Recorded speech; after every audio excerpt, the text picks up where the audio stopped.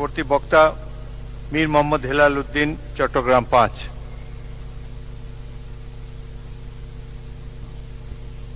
ধন্যবাদ মাননীয় স্পিকার। প্রথমবার এই মহান সংসদে কিছু বলার সুযোগ পেয়েছি, এই জন্য আন্তরিকভাবে ধন্যবাদ জানাই আমাদের মাননীয় সদস্য, আপনার সময় ৫ মিনিট। ঘড়ির দিকে তাকাবেন মাঝে জি মাঝে। মাননীয় স্পিকার, প্রথম সংসদে মহান সংসদে কথা বলার জন্য সুযোগ পাওয়ার জন্য ধন্যবাদ জানাচ্ছি আমাদের মাননীয় সংসদ নেতা, বাংলাদেশের মাননীয় প্রধানমন্ত্রী এবং মহান রব্বুল আলামিনকে। মাননীয় স্পিকার, আজকের বিষয়ের উপর আলাপ করার আগে একটি কোরআনের আয়াত দিয়ে শুরু করি, কারণ আমাদেরকে যেহেতু প্রথম সংসদ সদস্য, কিছু কিছু শব্দ ব্যবহারের ব্যাপারে আমাদের যারা অভিজ্ঞ পার্লামেন্টের ওনারা মানা করেছেন, মাননীয় সংসদ সদস্যরা। তো আয়াতটা হচ্ছে সূরা আল বাকারার, তোমরা সত্যকে মিথ্যার সাথে মিশিও না এবং জেনে শুনে সত্যকে গোপন করো না, ৪২ নম্বর আয়াত।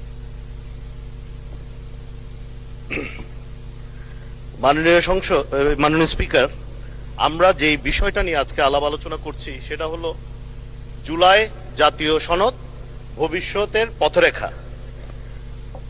তো আমরা একটা বইয়ের কভার যখন দেখি, প্রচ্ছদে যদি লেখা থাকে রবীন্দ্রনাথের রচনা সমগ্র রচনা বলি, ভিতরে নজরুলের রচনা থাকবে না।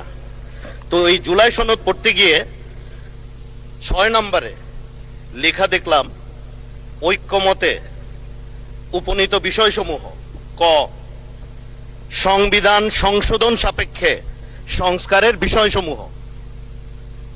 মাননীয় স্পিকার, এই যেই পুরো ৮৪টি ধারা এখানে আলাপ আলোচনা করা হয়েছে, সেটা শুরু হয়েছে সংবিধান সংশোধন সাপেক্ষে সংস্কারের বিষয়সমূহ। এখন আমি বুঝতে আমার কষ্ট হচ্ছে যে ওনারা যে আদেশ নিয়ে, আপনার মাধ্যমে জানতে চাচ্ছি, একটি আদেশ যা জুলাই জাতীয় সনদ সংবিধান সংস্কার ব্র্যাকেটে বাস্তবায়ন আদেশ, এটার উপর আলোচনা করেছেন। তো আমরা ২১ বছর হয়ে গেছে আইন পেশার সাথে জড়িত আছি, অত আইন বুঝি না, কিন্তু এতটুকু বুঝি ভয়েড অ্যাবনিশিও মানে যেটা শুরুতে গলত সেটার কোনো আইনি ভিত্তি নেই। তো ওনারা যেটাকে আইন হিসেবে দাবি করতে চাচ্ছেন সেটা কতটুক আইন বা এই আদেশটা কতটুক আইন, নিশ্চয়ই আমার চেয়ে ওনারা আরো বেশি ভালো বুঝবেন। কিন্তু আমার দৃষ্টিতে যেটা ভয়েড অ্যাবনিশিও, এটার কোনো আইনি ভিত্তিই নেই। তো সেটাকে নিয়ে আলাপ আলোচনা করে জনগণকে বিভ্রান্ত করে, জনগণের মনে একটা বিভ্রান্তি ছড়িয়ে দেশে হিংসা বিদ্বেষ ছড়ানোটা, জুলাই যে স্পিরিট, এটার সাথে কতটুক যায় মাননীয় স্পিকার, এটা আপনার মাধ্যমে আমি জানতে চাই। মাননীয় স্পিকার, আমরা বিভিন্ন মসজিদে আমাদের এলাকায় নামাজ পড়তে যেতে হয়। এই শুক্রবারও একটা মসজিদে নামাজ পড়তে গেলাম, তো সেখানে শুনলাম একটা দলকে মেনশন করে আমাদের উদ্দেশ্যে বলা হচ্ছে বিএনপি কে নাকি সেই ফ্যাসিস্ট দলের পরিণতি ভোগ করতে হবে। মাননীয় স্পিকার, এখানে একটা মৌলিক ভুল হচ্ছে, বুঝার ভুল হচ্ছে। এই সংসদে বাংলাদেশ জাতীয়তাবাদী দলের যতজন সংসদ সদস্য নির্বাচিত হয়েছেন, ওনারা জনগণের প্রত্যক্ষ ভোটেই নির্বাচিত হয়েছেন। মাননীয় স্পিকার, আমি চট্টগ্রাম ৫ হাটহাজারী বাইজিদে লক্ষাধিক ভোটে জনগণ আমাকে নির্বাচিত করে এই সংসদে পাঠিয়েছে।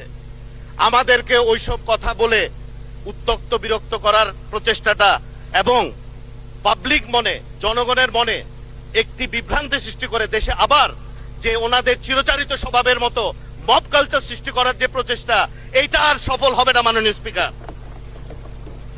সময় মাত্র ৫ মিনিট। মাননীয় স্পিকার,